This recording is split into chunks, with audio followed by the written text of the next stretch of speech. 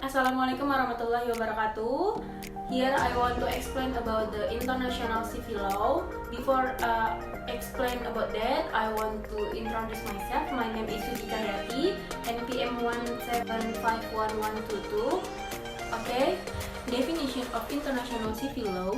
There are several opinions of scholars who provide guidance and definition of international civil law, one of which is according to Professor G.C. Chaser from England believes that private international law comes into operation whenever the court is faced with a claim that contains a foreign element.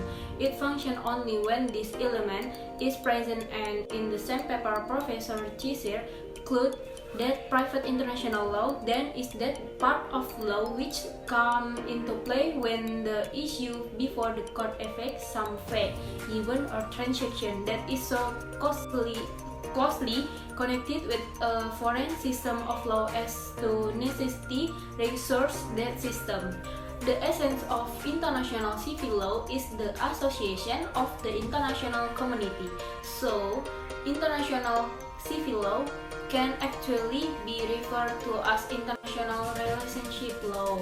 So what is international relationship? While the international civil law principles are national civil law, each country in the world has its own international civil law, so that it will be known as international civil law in Indonesia, international civil law Germany, international civil law England, international civil law Holland, and so on.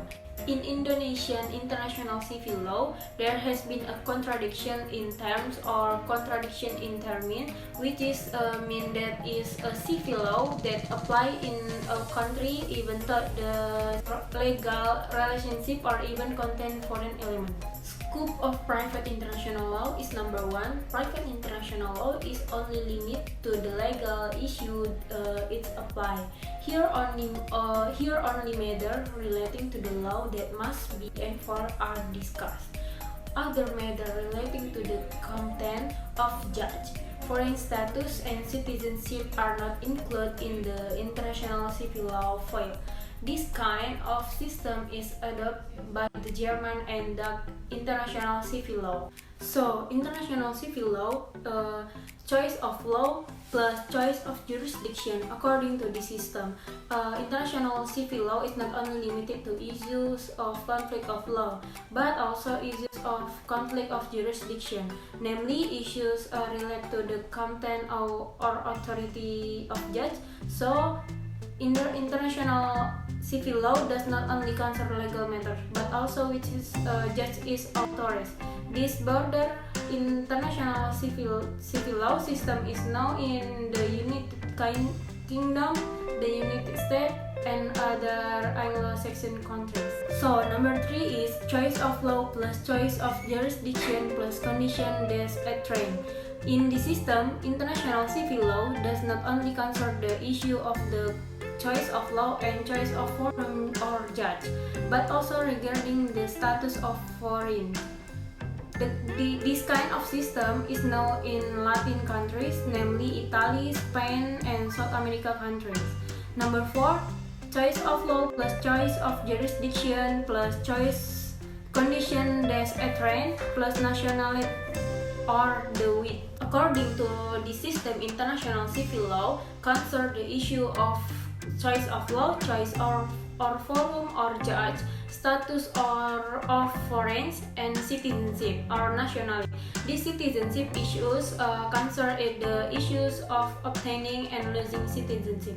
This very broad system is known in the French international civil law and is shared by most writers on international civil law. Based on traditional approach, this settlement process international civil law case actually begin with an evaluation of the link point or primary, and after going through the process of qualifying the fact, the concept of linking point is used again. In the secondary sense, in order to determine the applicable law in the international civil law case concern. Number 1 is primary. Linkage point is the factor or circumstance or a collection of facts that give birth to or create the international civil law relationship. The factor included in the primary linking point are: number one, citizenship, flags of ship and aircraft, domicile, residence, legal entity domicile, choice of law internal. Number two is secondary. Secondary is the factor or set or fact that determine which is law should be used or applied in international civil law relationship. Include in the secondary linking point are: number one, lexitus or place where objects are located. Number two, lexitus actus, place where the legal action. Number three, lex loci celebration, place the marriage. Lex loci contractus, place where the contract is signed. So lex loci exceptionis, place of exceptionis of agreement. So lex loci delicti commissi, the place where the again the law occurs. So we're gonna go into preliminary question. Number one is definition or an introductory question is a legal question or problem in a matter that must be resolved or determined before the final decision on international civil law matter faced by the judge is set. The preliminary question arises when the discussion of legal issues depends. Example of introductory question is number one in the international civil law question. Main issues then it must be first be determined whenever the merit of the heir is valid. So number two is matter relating to marriage. If one of both bride have precious marriage, then it need to be invested first when the divorce from the party who has had a previous marriage is valid or not. Preliminary issue can arise more than once in a series of events. For example, in the case of inheritance, it is necessary to determine in advance when the position of their or the position of child is valid. But to determine this first, it must be determined when the marriage of the parents of child is valid. One of the parents of child has been married before. Then it is also necessary to determine when the divorce from the previous marriage is valid. The process can take place until it is considered that there are no more advanced issues that must be determined in advance. B. The term of incidental question in the development of international civil law can be seen also as one of the provisions that may be used international civil law just to reserve the division of the matter, or at least point the determination of the law which is should be applied to solve both problems, as well as preliminary issue. Determine whether is an international civil law case there is an incidental question that is need to meet three requirements, namely main issue. First, in the case must be international civil law problem based on international civil law from rules must be subject to foreign law. 2. In the same case, should be their subsidiary issue that contain foreign element, which is can actually arise as a separate international civil law problem and resolve to the independent use of other international civil law rules. 3. The international civil law rule use determine the lex causa for the subsidiary issue will produce a different conclusion from the conclusion that would have been produced if the lex causa from the determined use. And how to solve international civil law? Main problem in this introductory issue is actually whether the introductory issue will regulate by a legal system that is based on specific international civil law rules and must be determined individually, or based on the legal system that also regulate the main problem. In international civil law theory, there are three views and how to solve in this introductory question, namely is number one, once the lex causa For the solution of the main problem is determined based on the rules of the international civil law. Number 2, by ignoring what legal system is lex causa to resolve the main issue, the judge will use the international civil law lex query rules to determine the validity of the preliminary case. Number 3 is there are also judges who agree that the legal stipulation that should apply the resolving and preliminary issue should be casually, taking into account the nature of the matter of the wisdom and or the importance of the forum that the judge the matter. So here I want to explain about the renvoi. The first I want to explain about the definition about renvoi. Renvoi doctrine is one of the traditional international civil law profession that developed mainly in the tradition of civil law as a profession that can be used to avoid the application of regular or legal system that should apply normal international civil law production. Renvoi implementation is basically possible due to the existence of various legal systems in the world that each have its own international civil law system and rules. The discussion of renvoi began by presenting an illustration of the emergence of the renvoi as example by Castle as follows: a case involving the inheritance of a Canadian citizen who has a domicile of origin in the province of Ontario, Canada. At this last date, he was domiciled in Germany. He did not have time to make a will and left a number of moving objects in the province of Ontario, Canada.